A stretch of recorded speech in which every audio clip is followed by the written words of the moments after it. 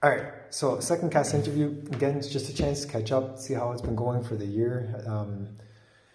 I always start the same way.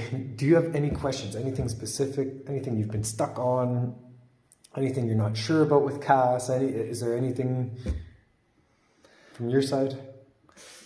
I have no, say, immediate concerns in terms of progress and how to structure my, say, CAS reflections, I suppose. The only question I'd say is that at the bottom of ManageBack, one would see like a bunch of categories with, depending on the reflections, like a number next to them. So kind of green or yellow. Yeah, it'll be green or yellow. How much should one generally have? You have to have at least one in each area. So, I mean, it's not like you have to have 5 or 10 or anything like that. There's no set number that you have to have on those. So you have to have at least one, which most of you will always have. You'll probably have anywhere from, I say global engagement sometimes is the lowest one that people have, but you might even still have 1 or 2 of those, and other people have had upwards of, I don't know, 8, 9, 10 in those areas. It's an individual thing. So that's why I don't set a number as far as to how many minimum you have to have there. Okay. That's anything. Does that make sense? I mean, it's what you see that experience as, right? If you see that your experience is bringing these skills, then that's what you're going to pick those skills for those. So and some experiences might bring more, and some experiences might bring a bit less. So that's why it's just very individual thing. Yeah, then I'll ask some of my questions I have. One of the first questions I have, after a year with doing the creative, the service, and the activity. Now, it doesn't have to be a specific experience, but just in general, out of the creative service and activity, what have you enjoyed the most so far? Personally, I enjoyed the service more out of the 3, mainly because you get to collaborate with other students, not only in the IB, but also outside of the program. And it gives a lot of opportunity for personal growth and engagement in comparison to the others, where it's a bit more self-centered, which is also nice.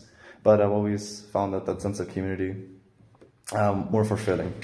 It's actually a pretty interesting point that you just brought up there, in the sense of this self-centered, but also being part of a community in that sense. I guess I've never looked at that in that sense. But yeah, if you're doing something physical or physical activity, or you could look at that as being something just for yourself. Or if you're doing something creative, let's say as far as painting or something like that. But I could always flip that. Like, I'm just bringing light to the picture here. Again, I never thought of it, so I want to talk about that. But I mean, maybe if you were, let's say, painting, you might see painting as a creative of doing it for yourself, but you might also, through that, bring joy to others by showing those or sharing that as well. So you could still bring in some of those aspects of giving or being a part of something through that as well. Or even in the physical fitness, maybe it's through the knowledge you have of sharing some of that knowledge in a certain activity that you could also be bringing over as well. But it was an interesting point. What's been the hardest of the 3 areas for you? For me personally, the activity section is the hardest for me, mainly because I'm, let's say, genuinely not, let's say, the sporty kind. I do fit in activity, however, throughout my days.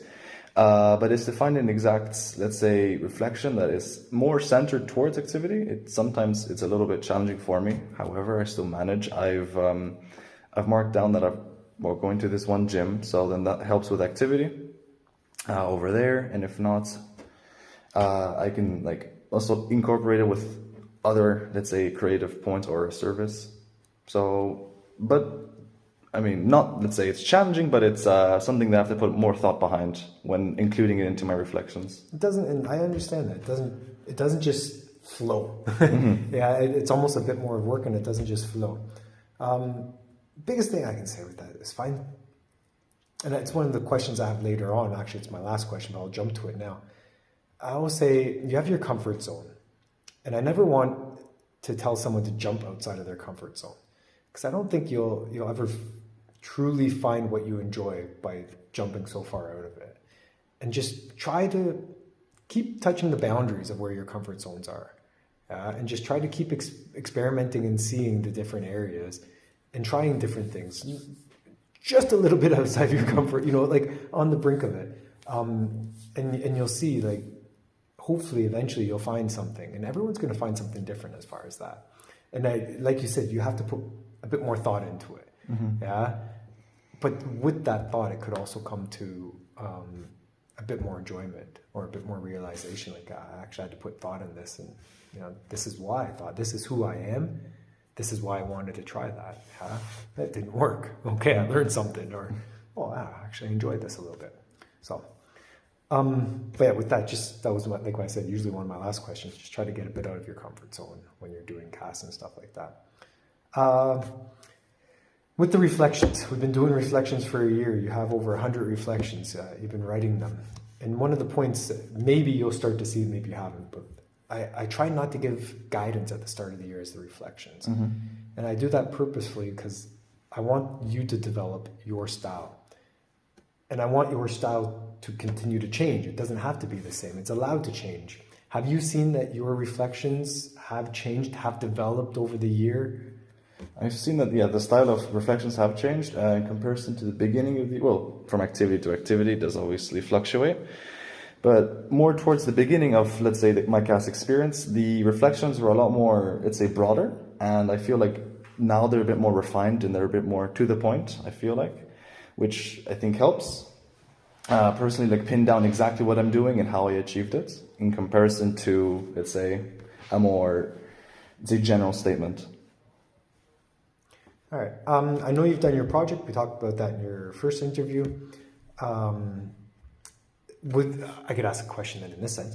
Is there anything that you see of possibly doing a second or third project or anything like that? You don't have to in CAS, you just have to have one, but is that something you could see yourself doing? It is a possibility that I consider. For the foreseeable future, it is unlikely. However, maybe towards, let's say, the second year, let's say, of IB, then potentially, then yes. Okay. Again, it's nothing you have to do. It's just something that I put out there. And with balance, I guess more of a statement than a question, but it's just to make sure you don't have to have a perfect balance between the creative, the active, and service, but just try to make sure that you have some type of balance. I always understand that people are drawn to one area more than another, and that's allowed, but just have an eye on the fact that, I'll use creative and activity for myself. If I'm not creative, I can't do twice as much activity to make up for not being creative, kind of thing. So just keep an eye on that.